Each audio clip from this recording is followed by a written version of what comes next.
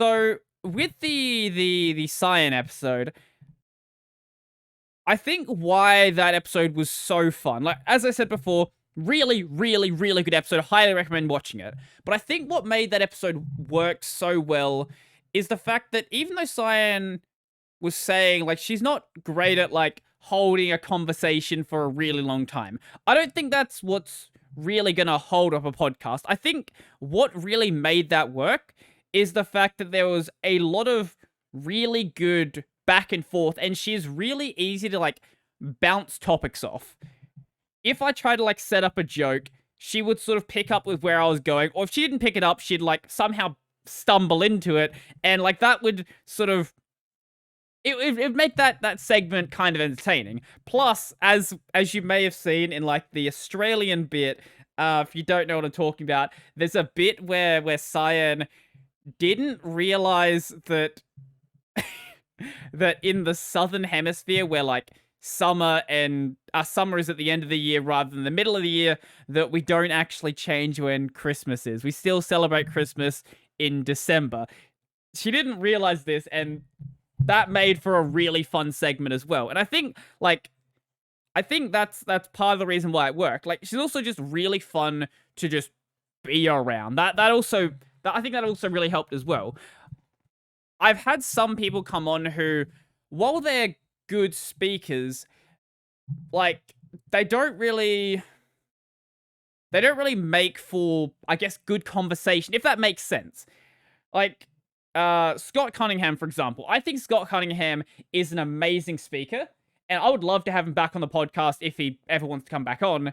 But I don't think he's great for a conversation. If you go back and watch that episode, I think he spoke probably like maybe an hour of, maybe even like an hour and a half of that podcast, and I barely spoke. I just like queued him up with a topic, and he would just like keep going forever. And that's great for me because that means that I don't have to talk that much. But when it comes to like back and forth, like it doesn't really work in that same way, because if someone goes on like a 10-minute tangent, then like if I try to like say, you know, go back and talk about some of the things they talked about during that tangent, it's going to be very easy to forget the sort of topics they actually mention, especially when like you give them a starting point and they take it like a mile away from where you started.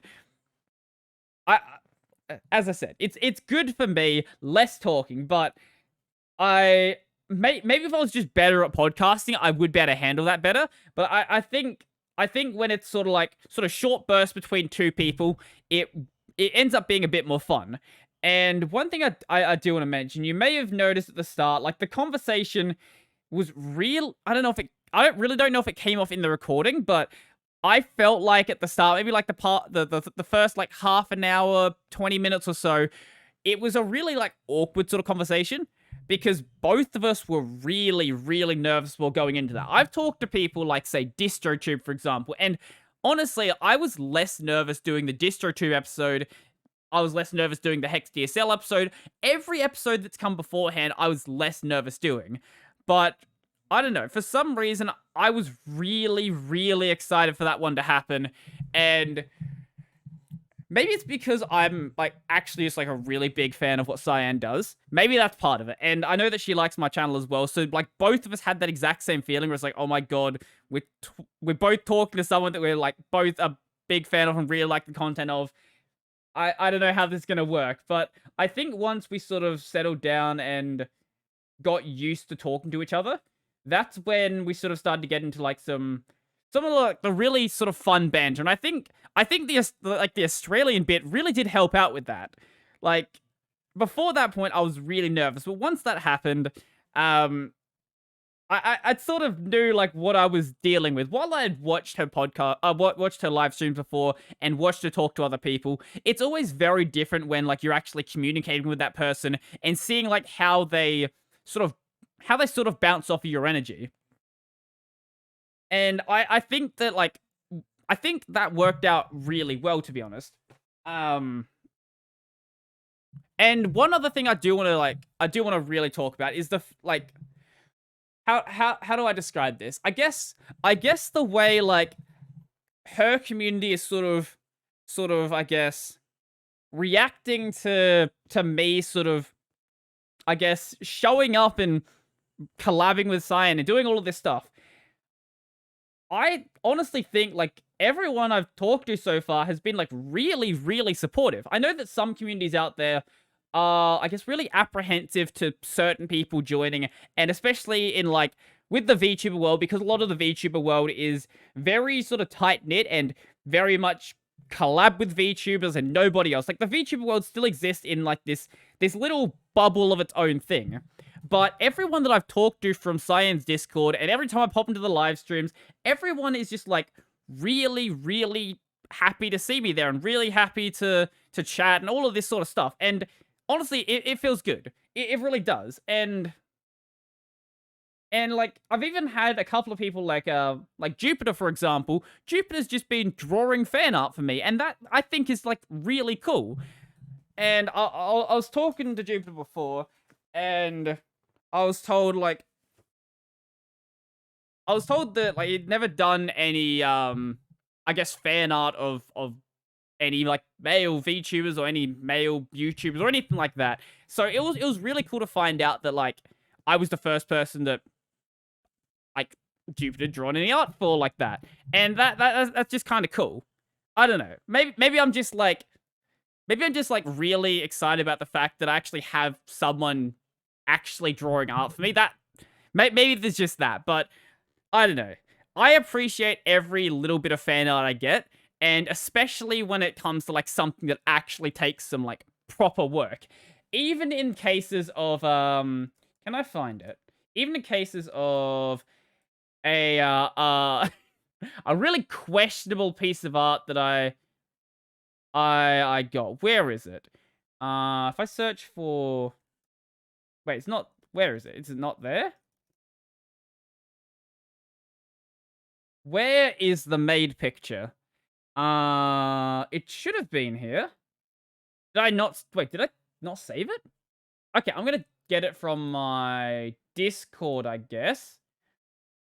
I was sure I'd saved that, but I guess I forgot to. That's fine. This picture, here we go. Like, what is this? It looks completely ridiculous, but I love it nonetheless. If you don't know the context for this, basically throughout the other podcast with Cyan, she kept trying to, like, get me to I don't know, she wants me to dress up as a maid. Don't question why. She wants me to dress up as a maid, and she kept bothering me about it, and then this art came into existence, and you know what?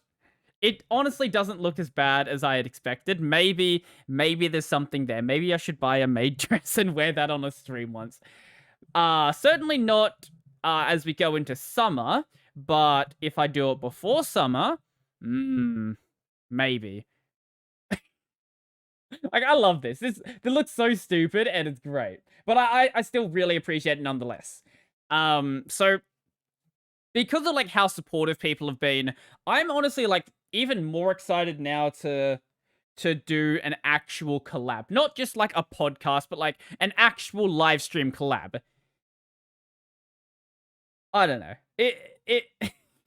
It's really nice. Like, honestly, like, I know I can't really, like, word. I know I can't really, like, enunciate. Is that the correct? I can't really describe. We'll go with describe because I'm not a dictionary for thesaurus. There's a dictionary for adjectives. A thesaurus. I'm not a thesaurus. We'll go with describe. I can't really describe, like, how nice it feels to sort of have that, but what I will say is it is really nice to have such a supportive community that isn't my own, because my own community is honestly like, I kind of expect it considering the fact that I am, but there's a lot of people who are a bunch of assholes, and, like, that's what I want. But it's certainly a nice change, that's for sure.